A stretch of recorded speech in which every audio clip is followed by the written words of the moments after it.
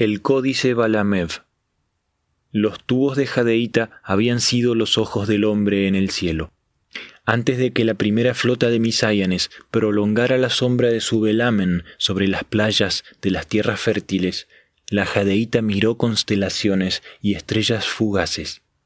Persiguió eclipses y se detuvo en el lucero vespertino.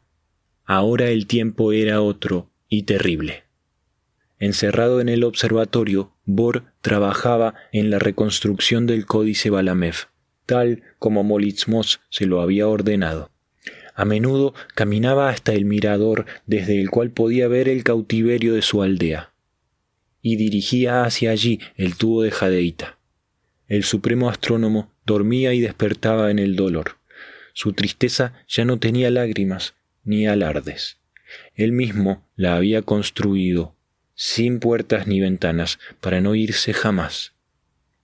Y, sin embargo, la vida de Bor era suave si se la comparaba con la vida de los prisioneros, porque aunque los siderecios se burlaban de él y sus trabajos con el cielo, las insinuaciones de Molizmos acerca de la importancia que tendrían para el amo aquellas escrituras lo ponían a salvo de peores ultrajes. Siempre que Bor miraba los establos, quedaba abatido durante largo tiempo. Lo único que conseguía sacarlo de su quietud era la decisión de reconstruir algunos fragmentos de los códices para ponerlos a salvo bajo la piedra rectangular. Entonces lavaba sus manos, como siempre lo hacían los astrónomos, para trabajar con las tintas sagradas, y recomenzaba su doble labor de escribir en un pliegue lo falso, lo cierto en otro pliegue.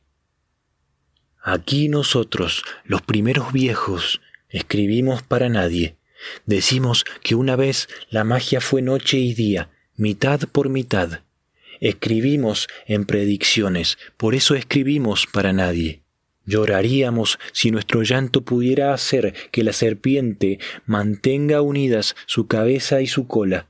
Pero aunque lloremos nosotros, los primeros viejos, la serpiente se hendió al medio. Los códices preservaban la memoria y la sabiduría, aquello que permitía a los hombres hacerse verdaderos a sí mismos. La memoria y la sabiduría se escribían con tinta roja, con tinta negra, sobre delgadas láminas de corteza que luego se plegaban con perfección. Algunos códices relataban sucesos de la historia no más lejanos que 2 o 3 abuelos. Otros, en cambio, contaban sobre el origen y el fin de todo lo creado, enseñanzas y advertencias de las primeras voces, repitiendo por qué el cielo era arriba y la tierra era abajo, cuándo había comenzado todo y cuándo volvería a comenzar. Códices escritos en el lenguaje velado de las profecías, el único que perdura sin daño, porque existe a la vera del tiempo, y sólo se revela a quien le acerca ojos limpios y luz verdadera. Y hubo uno, preciado entre todos, que se conoció como Códice Balamev. El tiempo de las profecías no es el primero, ni el segundo, ni el tercero. No es el tiempo que transcurrió y llamamos ayer. No es el que llegará y llamamos mañana. Tampoco es el tiempo inacible al que llamamos hoy, este instante. Las profecías tienen algo del pasado, puesto que allí fueron dichas, pero tienen algo del futuro, porque allí se cumplirán. Las profecías también tienen del instante presente, porque aquí las comprendemos. Decimos los primeros viejos que las profecías pertenecen al tiempo del siempre y del nunca. Bor, el supremo astrónomo, dedicaba casi todos sus esfuerzos a la reescritura del códice Balamev, apelando a los prodigios de su memoria, tanto como a los conocimientos que le permitían rescatar del cielo aquello que en la tierra se había perdido. El códice Balamev hablaba del cisma de la magia. Desde que la serpiente sufrió hendidura, Hay aflicción en el mundo. Una mitad de la serpiente, la que lleva puesta la cabeza, se quedó en la tierra. La otra mitad, la que lleva la cola, quiso trepar al cielo. Así cada mitad dijo ser legítima y grandiosa, y se puso un nombre. Junto con la serpiente se quebró lo que pisamos. El códice Balaameb se preservó en versiones confusas y contrarias que, sin embargo, coincidían en una falta. En ninguna de ellas se conservaba el final de la profecía. A lo largo del tiempo se había extraviado el vaticinio. Las palabras que auguraban si la magia uniría de nuevo sus mitades o permanecería quebrada. Los hombres de sabiduría creyeron que la profecía no tenía regreso. Si estaba perdida para ellos, estaba perdida para siempre. Muchos soles habían transcurrido, y aunque Molizmos todavía no enviaba a buscar los primeros resultados de su trabajo, Bor continuaba su tarea con tenacidad y hasta con urgencia. Al pie de cada pliegue terminado, el supremo astrónomo trazaba un dibujo. Si era el perfil de un hombre de cuya boca entreabierta salían volutas de humo, las láminas de corteza plegadas y colocadas según un orden estricto quedaban a la vista en el observatorio. Si en cambio el dibujo era el perfil de un hombre de cuya boca entreabierta salían estrellas, las cortezas plegadas iban a dar a la celda oculta bajo la piedra rectangular. Palabras de humo para lo falso, palabras de luz para lo verdadero. Un día, finalmente, Bor escuchó ruidos inusuales en la explanada. Se asomó al mirador y desde allí pudo ver un grupo de soldados del País del Sol.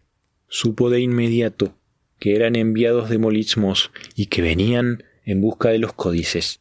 En efecto, en poco tiempo los soldados irrumpieron en el observatorio, escoltados por guardias siderecios. Y sin mediar ningún saludo, el hombre que parecía estar al mando tomó la palabra. Molizmos ordena que nos entregues tu trabajo. Otro de los soldados traía en sus manos un cofre de cuero que le extendió a Bor. El supremo astrónomo lo recibió en silencio y comenzó a guardar uno a uno los pliegues de corteza perfectamente plegados. Mientras lo hacía, escuchó al hombre que antes había hablado. Manda a decir el príncipe que no importa cuánto hayas avanzado. De todos modos, lo estás haciendo con demasiada lentitud. Tuviste ahora mucho tiempo porque nuestro príncipe viajó por un largo sueño. Él acaba de despertar. A partir de este día, vendremos con mayor frecuencia a buscar tus cortezas.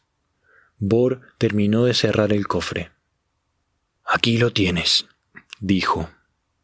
El astrónomo apenas había mirado al hombre que le hablaba cuando, al entregarle el cofre, sintió una ligera presión en su brazo que lo hizo levantar la vista. El soldado, un hombre envejecido en las batallas, le mostró los ojos. Entonces Bor comprendió que debía ayudarlo a seguir hablando. «¿Tienes otras noticias para darme?», preguntó. Los siderecios que custodiaban la entrega de los códices estaban impacientes. El soldado del País del Sol se acercó a ellos y los invitó a reírse. «Oigan al anciano, cree que he venido hasta aquí a traerle noticias». Luego se dirigió a Bor con tono de burla. «Veamos qué puedo contarte. Ya está, escuché esta gran noticia. Las moras siguen creciendo en el bosque». El soldado iba a continuar, pero los siderecios apuraron la partida. Sus ojos se encontraron con los de Bor. «Trabaja, anciano», dijo el soldado antes de marcharse, «y recuerda que volveremos pronto». Cuando se quedó solo, Bor llegó al mirador. Allí estuvo hasta que los soldados del País del Sol se alejaron hacia el norte, llevando consigo códices de humo para entregar a Molizmos. La luna llegó temprano al cielo. «La noche está baja todavía», murmuró Bor. «Es seguro que tú pudiste escuchar también, y por eso te adelantaste. El supremo astrónomo tenía a alguien con quien compartir su alivio. ¿Lo ves? Muchas y buenas cosas suceden fuera de este observatorio. Aquí dentro, tú y yo preservaremos el pasado. Afuera están peleando por el futuro. Un rato después, la luna volcaba luz sobre la piedra rectangular donde Bohr continuaba su tarea.